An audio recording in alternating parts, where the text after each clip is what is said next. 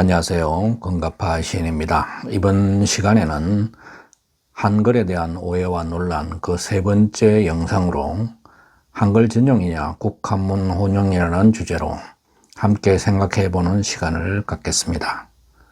한글 전용이냐 국한문 혼용이냐의 논란은 사실 어제 오늘의 문제가 아닙니다. 이는 한글의 역사와도 연결이 되는 문제인데요. 후민여금 창제 이후에도 공식 문서는 한문을 썼고 부가적으로 이도가 쓰였습니다. 한글은 후민여금 창제 150여 년이 지난 16세기 후반 허균의 소설 홍길동전을 시발로 가사와 시조 등 중인과 서민들을 대상으로 한 문학작품과 여성의 편지 등으로 보급이 확대되었죠. 이렇게 사적인 영역의 문자 생활에서 한글이 광범위하게 확산되면서 마침내 1894년 가보개혁을 맞아 모든 공문은 한글로 쓰되 한문을 부기하거나 혼용할 수 있다는 법령이 제정되었고, 한글은 창제 450년 만에 공식적으로 나라말의 지위를 갖게 되었습니다. 이 무렵 주시경 선생과 1886년 고종의 요청으로 한국에 온 미국인 선교사 헐버트 박사에 의해 띄어쓰기와 점찍기 등이 도입되어 최초의 한글 교과서인 지리책 3인 필지가 출간되었고, 한글을 업신여기는 당시의 사회 분위기 개선과 한글을 세계에 알리는 데 크게 기여했습니다.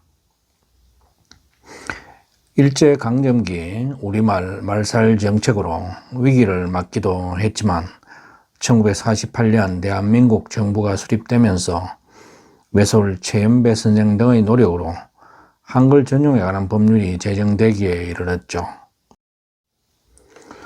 정책적으로 한글 전용을 시행한 것은 박정희 대통령이었습니다.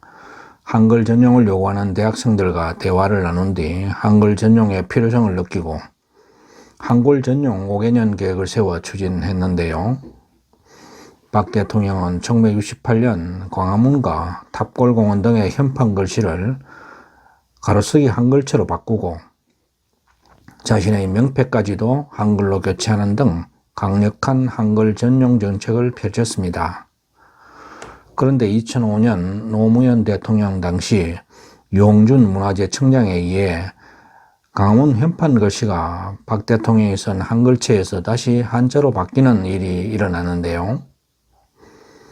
참으로 잘못된 일이었습니다. 새로 한자로 복원한 것도 최초의 원형이 아니라 고종 때의 현판이었으니 큰 의미가 없었던 것이죠.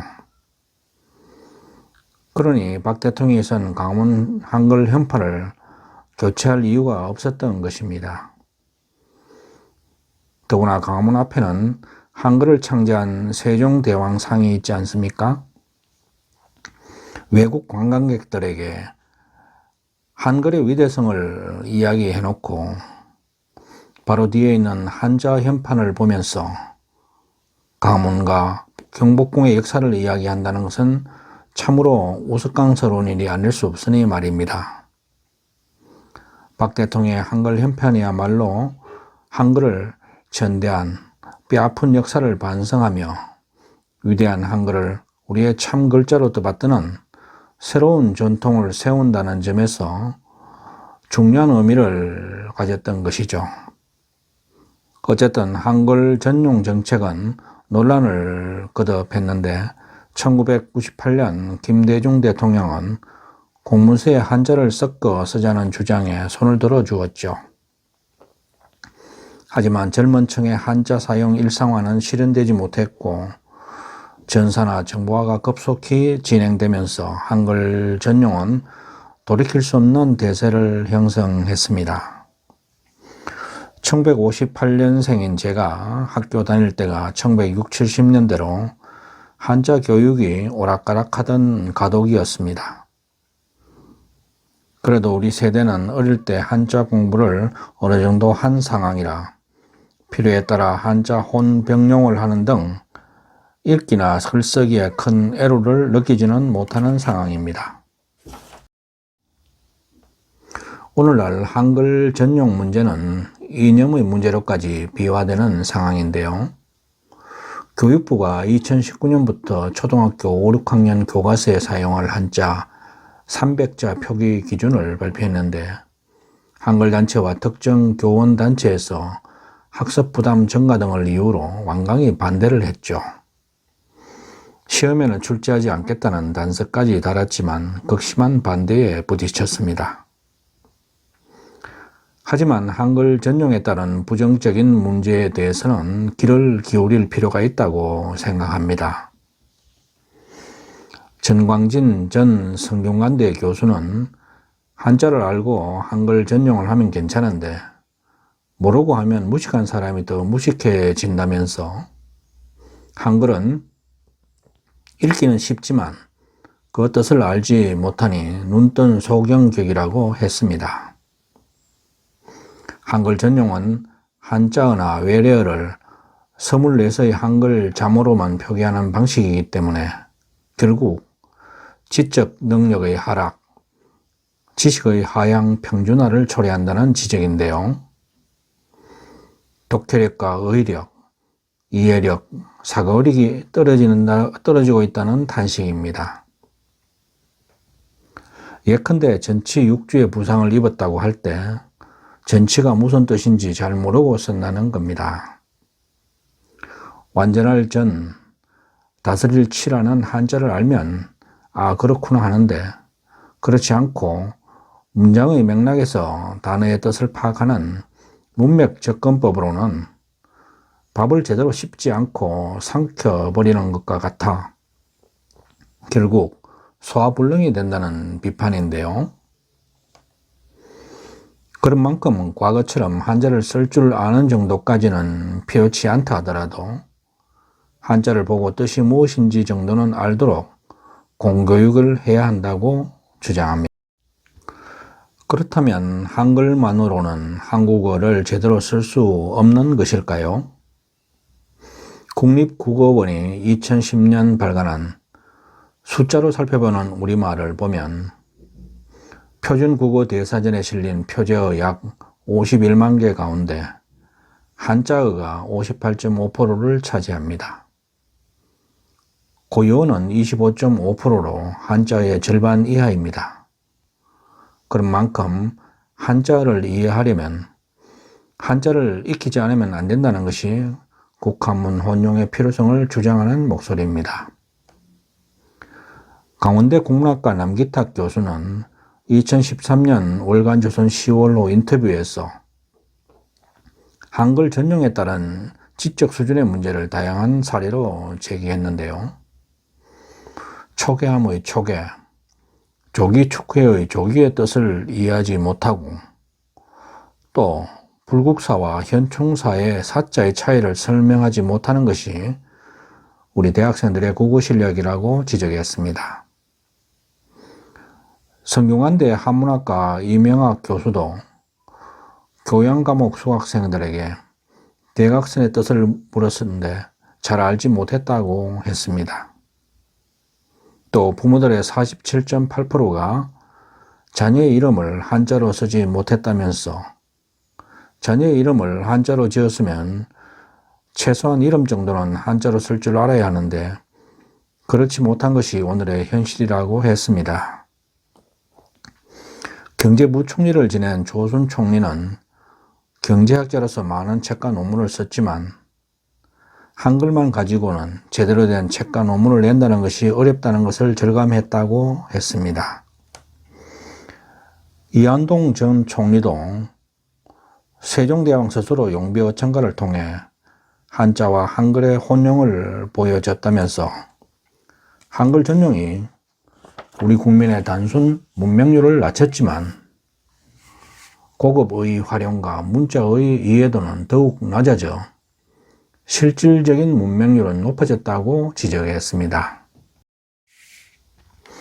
결국 한자 문명 현상을 이대로 방치하면 지식의 확장을 봉쇄해 측정 불가능한 사회적 손실이 생긴다는 지적인데요. 이런 문제를 절감해 초등학교 한자 교육에 찬성하는 학부모가 89.1%에 이른다는 통계가 있고, 일부 의식 있는 부모들은 어릴 때부터 한자 교육을 시키고 있는 현실이기도 합니다. 현장 교사들에 따르면 한자 공부를 한 학생은 언어 생활과 인성, 학교 성적이 달라진다고 합니다.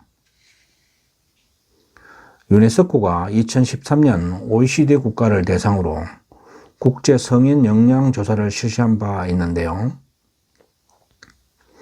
그중 언어 능력 비교에서 일본은 모든 연령대에서 전 세계 1위를 차지한 반면, 우리나라는 16세에서 24세는 4위, 25에서 34세는 6위, 35에서 44세는 13위, 45세에서 65세까지는 20위를 차지했습니다.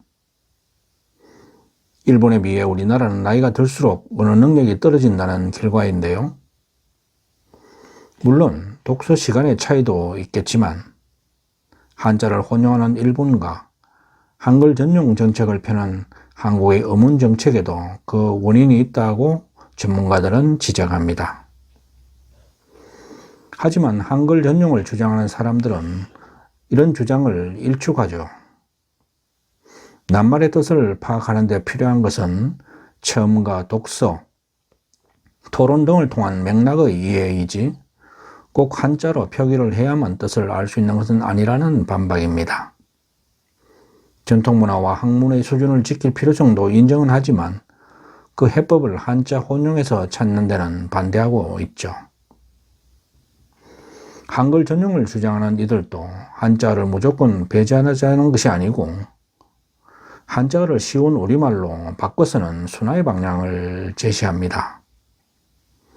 김여한 부경대 교수는 탄핵을 인용하다라는 낯선 말보다 탄핵을 용인하다로 화폐보다는 돈을, 존재보다는 있음을 쓰자는 게 한글 전용의 근본 뜻이라고 말합니다. 고전을 이해하기 위해 한자를 공부해야 한다는 주장에 대해 한글문화연대의 이근범 대표는 한자를 공부한다고 온 국민이 한자 고전 원서를 해석할 수는 없다며, 전통문화는 한글로 번역하고 적절한 주석을 달아서 읽게 하는 식으로 개성할 수 있고, 반면 역사학이나 국문학 전공자들에게는 학교에서 강도 높은 한자 교육을 해야 한다고 강조합니다. 한글 전용 정책에 대한 반발은 계속되어 2012년에는 국어기본법의 한글 전용 정책이 위헌이라는 헌법소원이 제기됐습니다. 교과서 한자 혼용 금지와 한자 과목 폐지가 학생의 학습권부터 부모의 자녀 교육권, 저자 출판사의 언론 출판 자유까지 기본권을 침해한다는 것이었는데요. 한글 전용 정책은 단순 문맹을 퇴치하는 데에는 기여했으나 실질 문맹을 양산하고 있다며, 우리말의 한자어는 원칙적으로 한자라는 글자를 적고 그 한자로 적힌 한자어를 한국어의 발음으로 읽어야 그 의미가 정확하게 전달된다고 했습니다. 이에 대해 헌법재판소는 한글 전용을 하고 필요에 따라 한자나 외국 글자를 병용하는 국어기본법의 규정이 행복추구권을 침해하는 것이 아니라는 결정을 내렸습니다. 하지만 4명의 헌법재판관은 소수 의견으로 국가는 적어도 중학교 이상의 학생들에 대하여는 한문을 필수 교과로 편제하여 모든 학교에서 반드시 일정 시간 이상 가르치도록 함으로써 공교육을 받은 학생이라면 누구나 일상생활에 필요한 기본적인 한자 지식을 갖출 수 있도록 한자 교육을 제공하여야 한다면서 중고등학교에 대해 선택 과목으로 편제하고 있는 교육부의 고시는 위헌이라는 의견을 제시했습니다. 또 한자 교육의 필요성도 역설했는데요. 함축된 뜻을 담고 있는 한자어를 한글로만 이해하는 것과 한자를 통해 이해하는 것은 그 언어에 담긴 정확한 의미와 어감을 이해하고 표현함에 있어 차이가 있다. 우리말의 정확한 이해와 사용을 위하여 한자에 대한 기본 지식을 갖출 필요가 있다. 우리나라에서 한자 교육은 우리말을 더욱 완벽하게 구사하고 우리의 역사와 문화를 이해하기 위한 교육의 하나라는 점을 인식해야 한다. 한국인의 문화적 정체성 확립과 우리 전통에 대한 이해, 더 풍부하고 정확하며 바람직한 언어생활, 사고력, 응용력, 창의력 개발, 동아시아에서의 문화적 연대와 국제 경쟁력 확보 등을 위해서는 공교육 과정에서의 한자 내지 한문 교육이 반드시 필요하다고 했습니다.